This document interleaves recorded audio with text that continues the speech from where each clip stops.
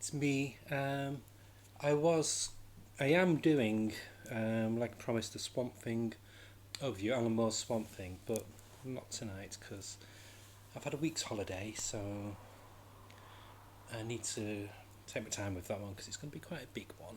So tonight even, I'm just going to be um, showing you what I got this past week and a bit through the mail for my weekly comics orders. So here we go. Okay. Ugh. So the this is the pile.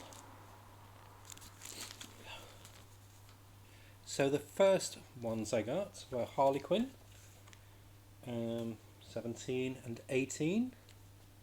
So this one, very sad day, is the last issue with Riley Rossmo on the art, and I love his art. Very impressionistic, very cartoony. It just suits the manic nature of Harley, and his layouts are just fantastic. But yeah, that's his last issue. He's going to the Tim Drake Robin comics, so I'll be getting that. He's one of my favourite new artists. Well, I don't know if he's new, but... And then this is the start of the weekly Harley run with a new artist, and the artist is called Georges Duarte. I've most likely butchered that, but he's a good replacement. No, totally different style. I'm glad they've not got somebody to ape Riley Rosmo, but again, it's somebody with a distinctive style who I think fits the feel of Harley.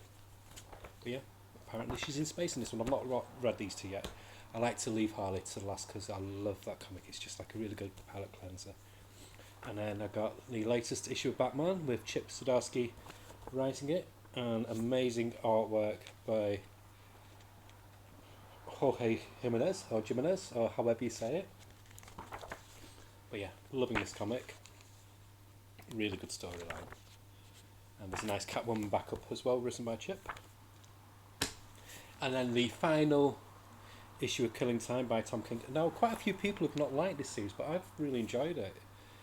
I just think it's Tom King having fun and just letting his hair down. Yeah, he can be a bit verbose, but for me it works in this comic. And I love the artwork by Marquez. I think it's David Marquez.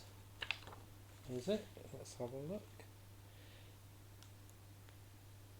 Yeah, David Marquez. Nice, clean artwork. Really suits Batman.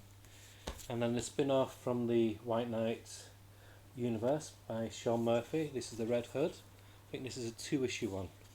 Very nice art by the artist who did that Boom comic set in space by Al Ewing.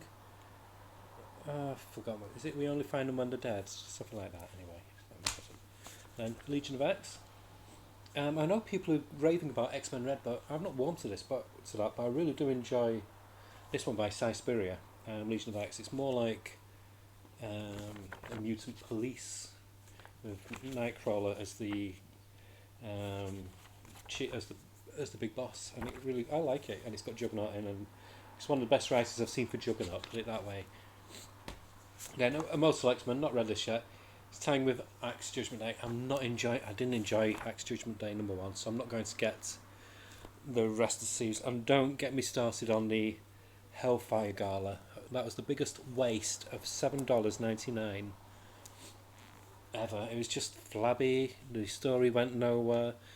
It made me go ugh, because it had like some real life celebrities thrown into the mix as well. And it's just not good. It was a cash cow, and it didn't push the story anywhere.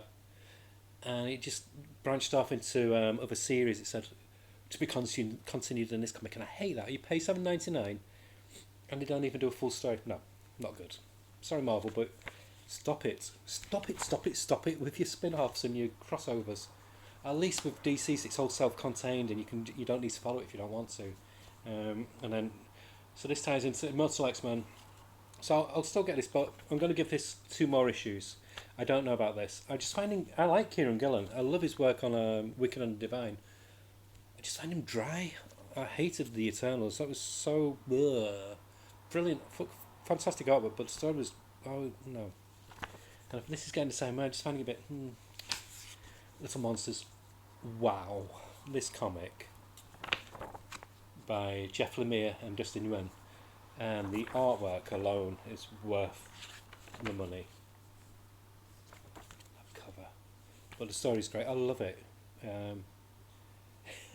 I guess what I'd call it is, what if the Little Rascals were vampires? So it's good. It's very good. It's a nice, fresh take on vampire lore, and I highly recommend it. Basilisk Number 10.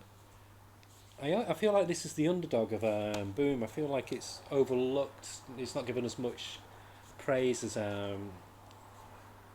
Something Is Killing the Children and Berserker, and it's a shame because it should. It's a really solid mystery supernatural thriller by Cullen Bunn, and Cullen Bunn, he nails a good supernatural comic, and this, in my penny's worth, is a good comic. Nice artwork by Jonas Scharf, and a really tight story. I think it's coming to an end in 2 more issues. This is issue 10. Gorgeous cover, and yeah, what I like about Boom, $3.99, good quality paper, nice cardstock covers, nice. And Demon Wars, the new Peach Momoko comic. I am such a mark for her artwork. I just love it. I've not read her Demon Days series before this, but I've bid for it and I've won it on eBay for a very, very good price. I look really huge, but I'm not. Trust me, look. I felt I had to justify myself, but I'm not. I'm not huge. I'm not. It's just this camera's really squishing me. That's why it's going upwards, because when I was like that way, it looks even worse. But say it puts pounds on, it's put about 20 stone on me. So yes, I'm getting the. Oh, sorry, I just got distracted. Gorgeous. So yeah, I don't know if it's a direct sequel to Demon Days or not, but I've got Demon Days coming soon, so I will do an overview of the whole of the Peach Momoko universe, as it were. Hit Me Number 5. Oh, this is great. This is my favourite crime thriller of 2020. Written by Krista Faust. Really nice art by Priscilla Traits. I'm most likely knackered that name as well. And I think that's Frank. Is it Frank Show? I don't know. Or Jeff DeCarl, I think, doing the cover. Cover alone is worth buying. Yeah, it's good. I don't want to say too much about it. Just read it. It's good. And Captain America. Yeah, I'm reading Captain America now. I love it. I just like. Hold on. Cider time.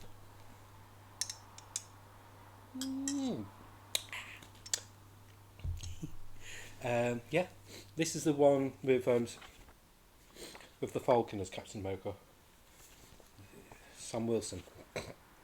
And yeah, nice art, nice tidy art, good story. I've never heard of these writers before, or writers, sorry. It's Toki Onyebuchi, again, correct with names. But yeah, it's a good superhero / spy thriller. Yeah, highly recommend it. And Doctor Doom makes an appearance in there if anybody's a Doctor Doom stan. And possibly one of my favourite superhero comics, Action Comics. Philip Kennedy Johnson can do no wrong when it comes to Superman. He's just given new life to the storyline. At the moment, he's in War World.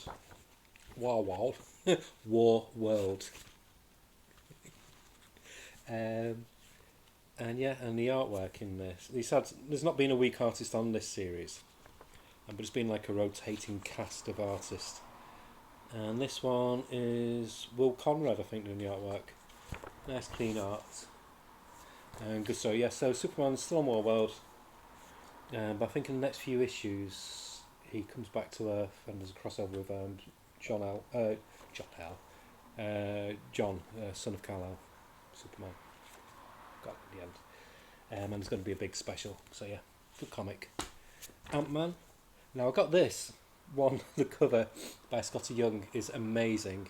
But I've always had a soft spot for Ant-Man. Even way back in the 70s, before all the films and all, I used to love seeing him when he appeared in the Avengers or any other comics. On the Marvel Premiere did a few stories.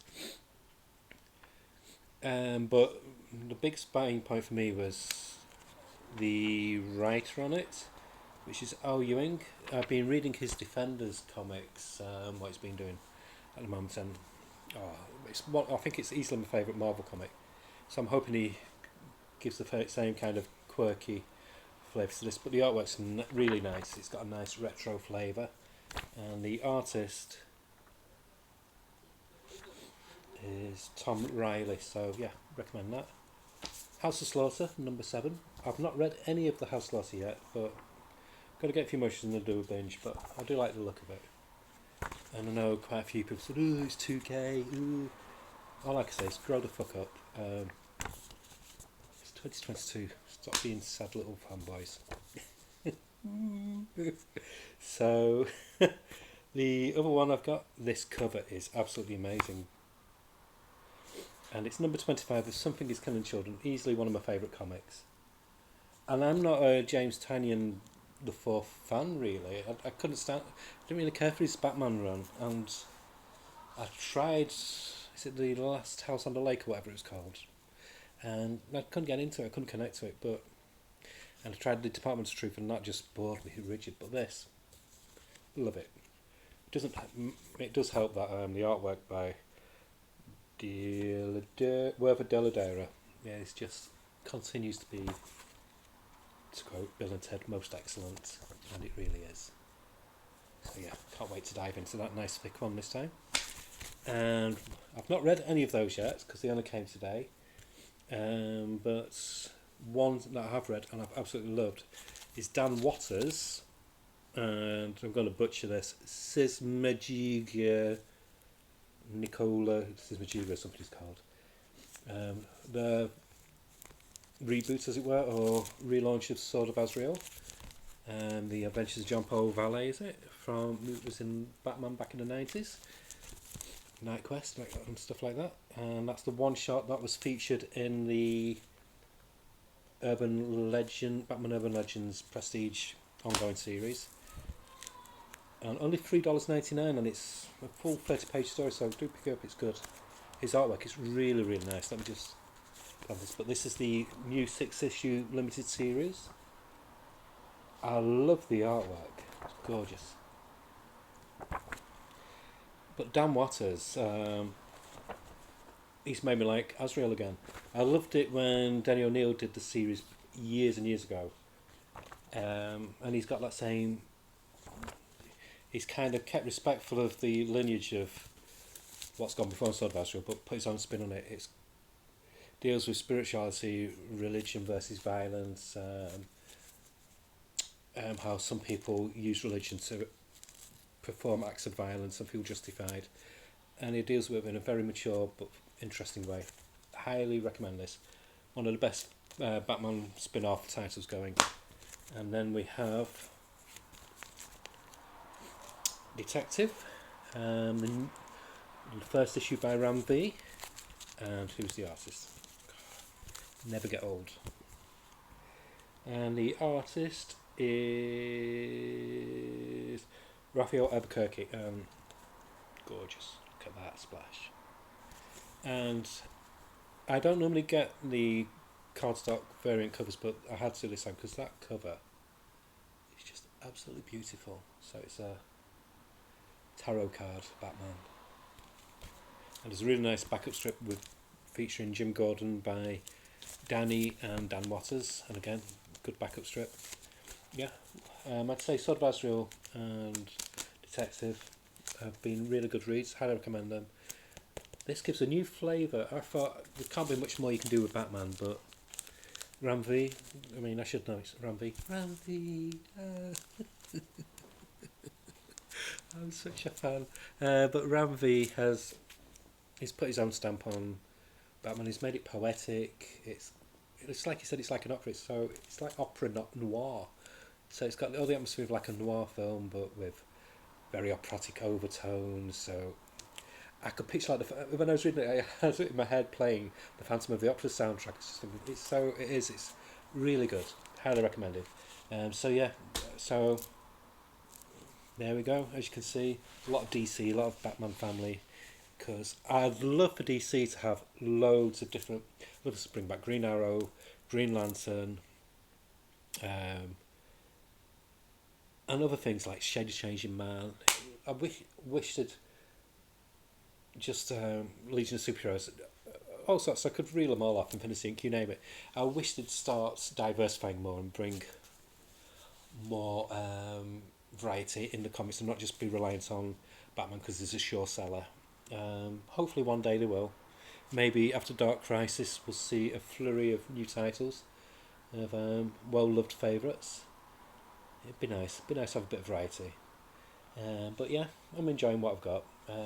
And that's it. If you want me to do more haul videos, then let me know. And like I said, the next one hopefully will be an overview of Alan Moore's Swamp Thing. Okay, bye.